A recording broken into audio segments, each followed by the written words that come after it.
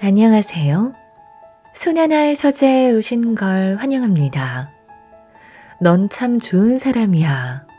이 말은 칭찬 같지만 때로는 악용되기도 하는 말입니다. 혹시 이 말을 자주 듣는 분이라면 곰곰이 되돌아보세요. 내가 타인의 무리한 부탁을 들어주며 희생당하고 호구가 되고 있는 건 아닌지 말이죠. 좋은 사람은 좋은 사람이 될수록 손해를 보며 차별 대우나 미움을 받게 됩니다. 오늘은 좋은 사람이길 그만두는 법에 대해 알아볼까 합니다. 잘해주고 욕먹는 당신에게. 저자는 일본 최고의 심리 카운슬러로 좋은 사람이 되지 말라고 말합니다. 그리고 자기중심적 사고를 가지라고 말하죠. 물론 이것도 극단으로 가면 안 되겠죠. 다만 너무 희생하면서 사는 사람들은 좀 이기적이어야 될 필요가 있습니다. 이제 좋은 사람은 그만두시죠. 인간관계가 훨씬 쉬워지실 겁니다. 함께 읽어보시죠.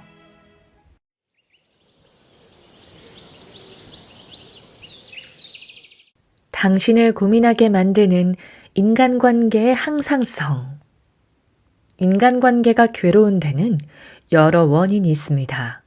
그 중에서도 가장 중요한 원인이 바로 항상성입니다.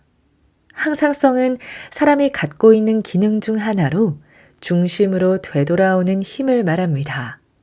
활기참이라는 긍정적인 상태가 되었을 때 들뜬 마음을 안정시키기 위해 우울함이라는 부정적인 감정이 생겨나죠.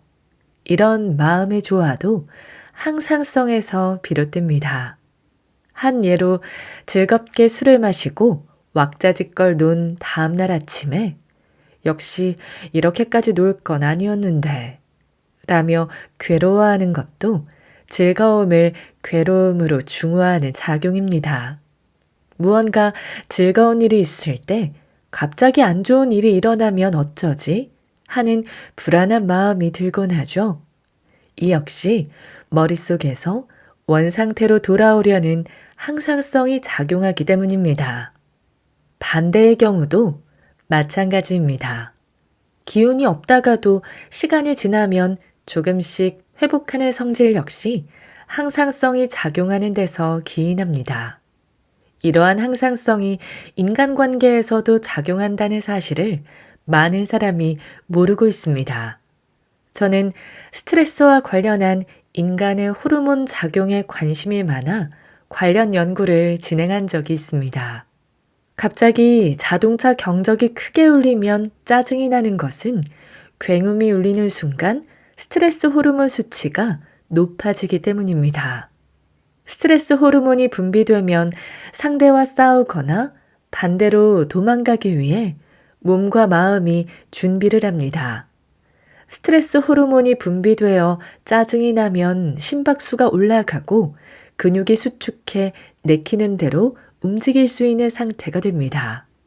그러나 사람에 따라서는 곧바로 스트레스 호르몬이 분비되지 않거나 적게 분비되는 경우도 있습니다. 그러면 당시에는 반응하지 못하다가 시간이 지난 후에야 그때 제대로 말했어야 했는데 하고 후회가 밀려옵니다. 그리고 좀처럼 화가 가라앉지 않습니다. 언젠가 남편이 자주 화를 내고 도무지 분을 사귀지 못한다며 한 부부가 상담을 받으러 왔습니다. 남편의 태도가 불량해서 옆에 앉은 아내가 계속 주의를 줬습니다.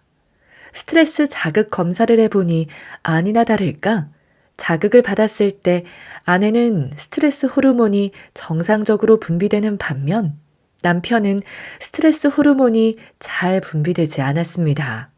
그래서 남편만 스트레스 호르몬이 제때 분비되도록 치료를 시작했습니다. 그로부터 수개월 후 다시 부부가 상담을 받으러 왔을 때는 놀랄 만큼 입장이 역전되어 있었습니다. 아내가 불량한 태도와 거친 말투로 이야기하는 반면 옆에 앉은 남편은 허리를 곧게 펴고 성실하게 대답하는 좋은 사람이 되어 있었습니다. 다시 검사를 해보니 이전과 결과가 정반대로 나와 큰 충격을 받았습니다. 좋은 사람이었던 아내는 스트레스 호르몬이 나오지 않았고 오히려 남편이 자극에 제대로 반응하여 스트레스 호르몬이 정상적으로 분비되었습니다. 이 부부를 통해 인간관계에도 항상성이 있다는 사실을 깨달았습니다. 다른 예로 아이가 착한 아이가 되어 침착한 반응을 보이면 그때부터 엄마의 반응이 이상해지는 결과가 나오기도 했습니다.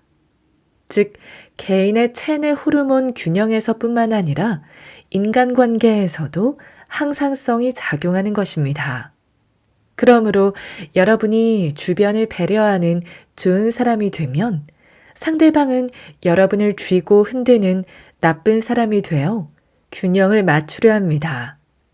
여러분이 좋은 사람으로 머무는 한 상황은 점점 악화됩니다. 결국 왜 항상 다른 사람들이 내 발목을 잡을까? 라며 인간관계에서 괴로움을 겪게 됩니다.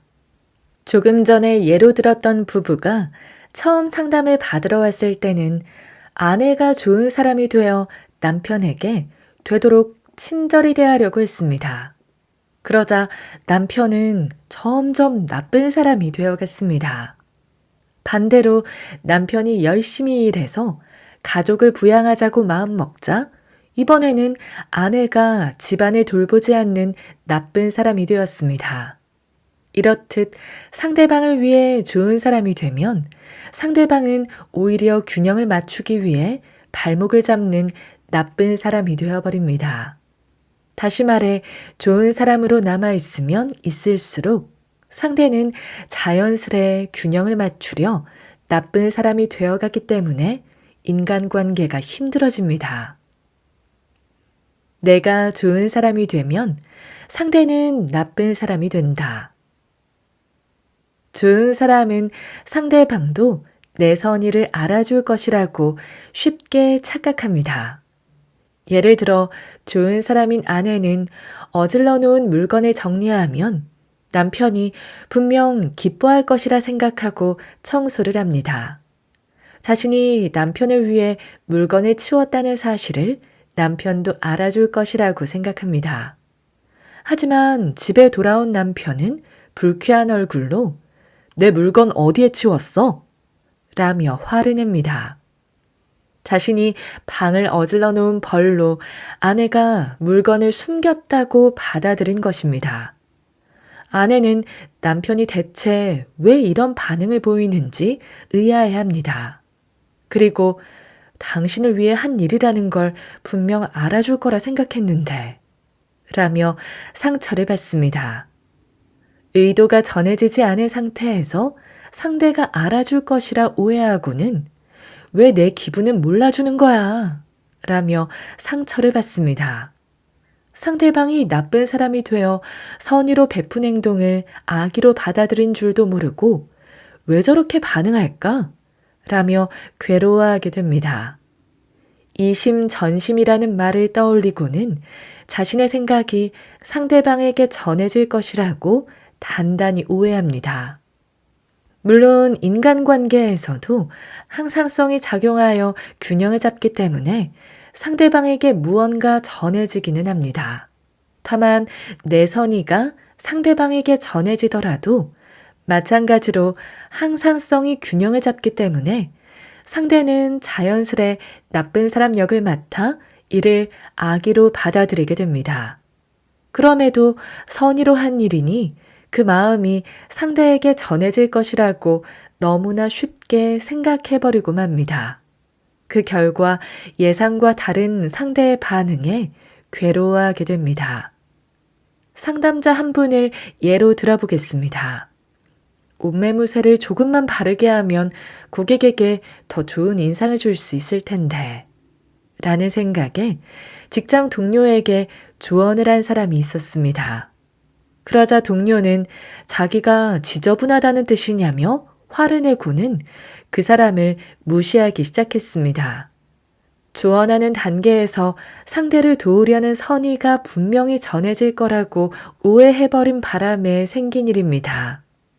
평소 내 태도를 고려하면 당신을 깎아내리려는 마음은 눈꼽만큼도 없다는 걸 분명 알아주겠지?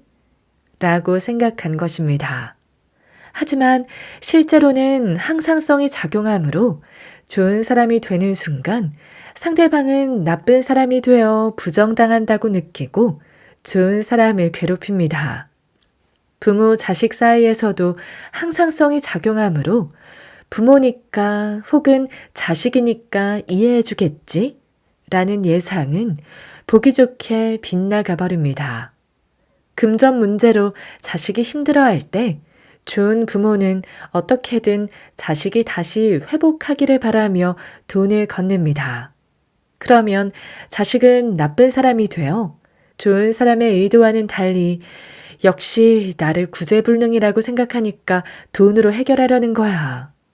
내가 이렇게 된 것도 다 저들 때문이니 당연히 받아야지. 라고 생각합니다. 그리고 회복은커녕 받은 돈을 탕진하고 더 깊은 수렁으로 빠져듭니다. 결국 부모는 자식에게 배신당했다며 상처를 입습니다. 좋은 사람은 상대방의 행동을 가능한 한 좋은 쪽으로 해석하고 무엇이든 선의로 받아들이기에 상대방도 자신처럼 나를 이해해 줄 것이라 생각합니다. 하지만 내가 좋은 사람이 되면 상대방은 균형을 맞추기 위해 자연스레 반대편에 서서 나를 이해해 주지 않는 현상이 일어납니다. 내가 좋은 사람이 되면 될수록 상대방은 의도를 알면서도 순수하게 받아들이지 않고 오히려 정반대의 태도를 취해 좋은 사람을 괴롭힙니다. 자신의 선의를 상대방이 알아주기를 바란다면 도리어 고통받기 쉽습니다. 혹시 상대가 나를 이해한다고 느껴지면 더욱더 좋은 사람이 되려고 하지는 않으신가요? 이런 사고방식은 사람은 본래 선하다라는 성선설에 기인합니다. 내가 좋은 사람이니 상대도 마찬가지로 내 의도를 알아줄 거라 생각한 것입니다.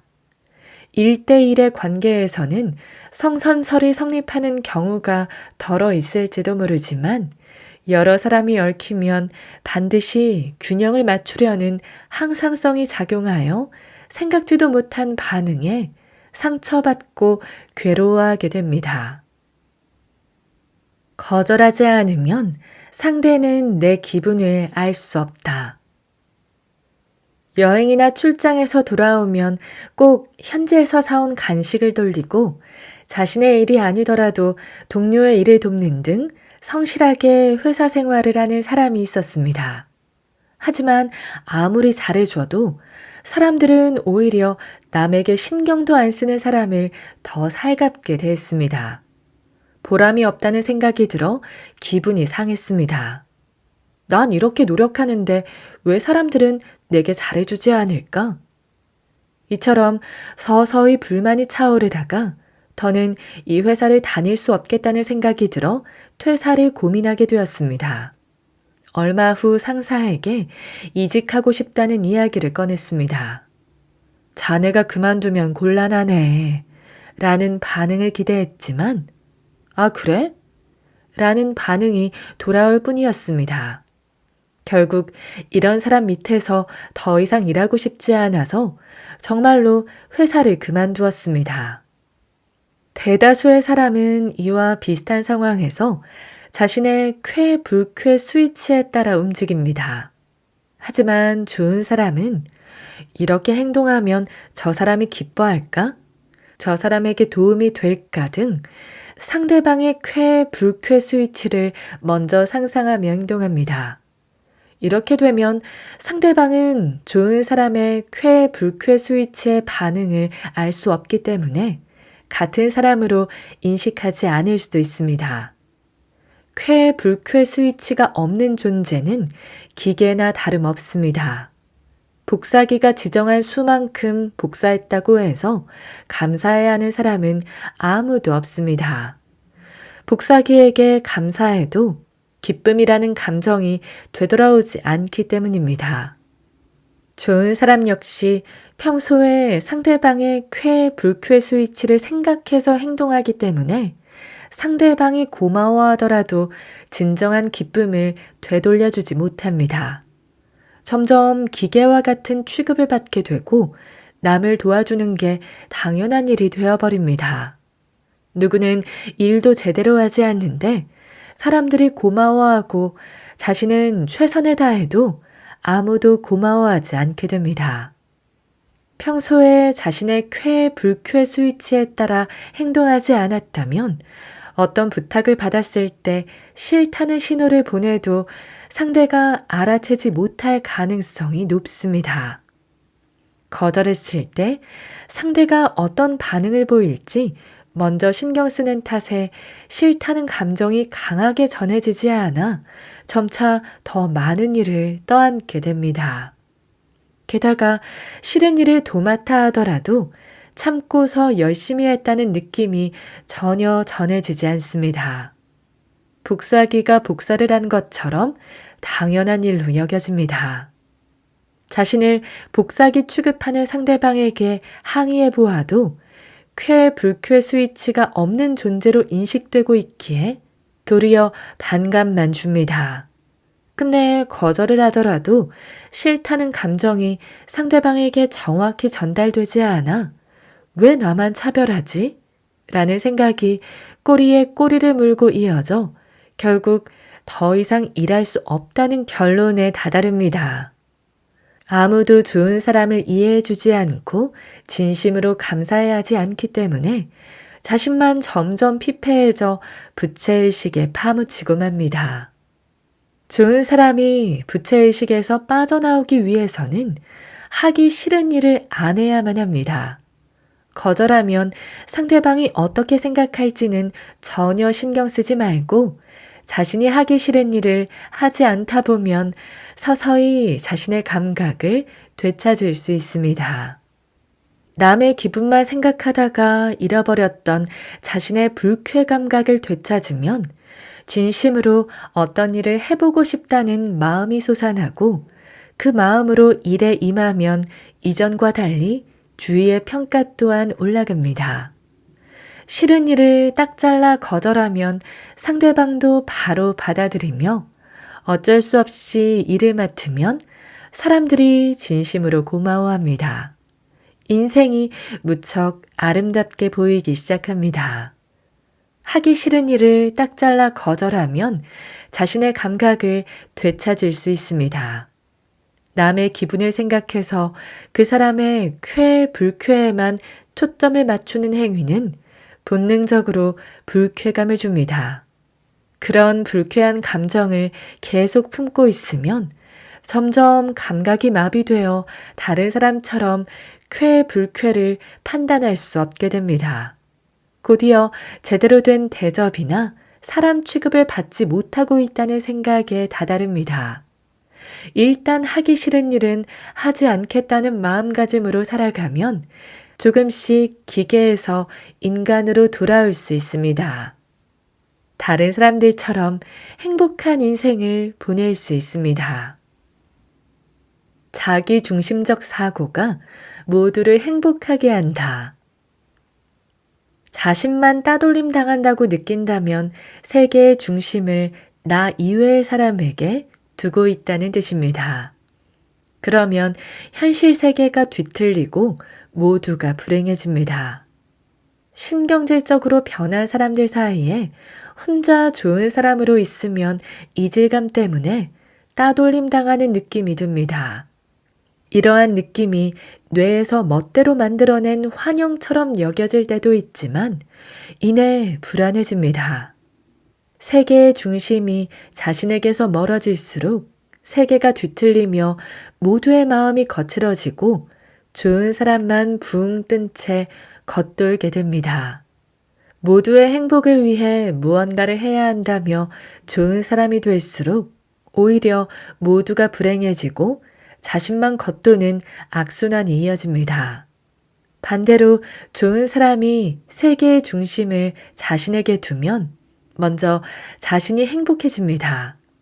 이어서 주변 사람들도 영향을 받아 행복해지며 행복한 사람이 점점 늘어나 혼자 겉도는 일이 사라집니다. 좋은 사람이 행복해지려고 시도할 때마다 나만 겉돌게 되지 않을까? 불안해하는 이유는 모두들 불행한데 자신만 행복해지면 따돌림 당할 것이라고 생각해서입니다. 이러한 생각은 뇌가 멋대로 만들어내는 환영일 뿐입니다. 좋은 사람은 모두가 행복하면 자신도 그들과 함께 어울릴 수 있다는 사실을 알고 있습니다. 그래서 모두를 행복하게 만들려고 노력하지만 그렇게 노력할수록 자신에게서 세계의 중심이 멀어지므로 세계가 뒤틀리고 결국 모두 행복에서 멀어집니다. 좋은 사람은 남을 위해 최선을 다해도 행복해지지 않는다는 사실을 받아들이기 어려워합니다. 남을 위해 좋은 사람이 되면 상대방이 자신에게 감사해야 하며 행복해진다고만 생각합니다. 하지만 실제로는 곤경에 처한 사람을 도와주더라도 잘 되면 내 탓, 안 되면 조상 탓을 하는 게 인간의 본성입니다. 겉으로는 감사를 표하지만 속으로는 자신의 덕이라고 생각하기 마련입니다. 좋은 사람이 좋은 의도로 도와줘도 상대방은 성장만 더뎌질 뿐 오히려 불행해집니다. 반대로 자신을 세계의 중심에 두고 살아가면 모두가 행복해집니다. 남을 위해 살던 사람이 자신의 발목을 얼마나 붙잡고 있었는지 실감하게 됩니다. 이제 그 족쇄에서 벗어납시다. 자신이 행복해지면 주위 사람도 영향을 받아 각자 자신을 위해 살아갈 수 있게 됩니다. 인생에 깊이 있는 사람들이 모여들며 다 함께 행복해지는 방향으로 나아가게 됩니다. 자신을 위한 시간을 늘린다. 좋은 사람이 스스로를 빛나는 별이라고 자각하기 위해서는 남을 위해 움직이거나 남을 생각하는 시간을 줄이는 연습이 필요합니다. 이렇게 남을 위해 쓰던 시간을 자신을 위해 쓰면 활기를 되찾게 됩니다. 활기가 넘치면 자신의 가치를 확인할 수 있습니다. 좋은 사람은 항상 다른 사람만을 생각합니다. 남 생각을 한다고 깨닫는 순간 이 시간을 나를 위해 쓰자고 생각을 바꿔봅시다. 나를 위해 하고 싶은 것이 무엇인지 솔직하게 생각해 봅시다. 남을 위해 쓰던 시간을 의식적으로 나를 위해 쓰는 시간으로 바꾸면 금세 활기를 되찾을 수 있습니다. 그러면 주변 사람들도 행복해집니다. 주변 사람들이 행복해질수록 자신을 위해 시간을 쓰는 연습이 더욱 중요해집니다. 주변 사람들에게 요즘 활기 넘치는데? 라는 소리를 들으면 합격입니다. 활기가 넘친다는 말은 내가 세계의 중심에 있다는 뜻입니다. 운동을 해서 근육이 알맞게 붙으면 몸이 아름다워지며 멋진 사람이 되는 흐름과 마찬가지입니다.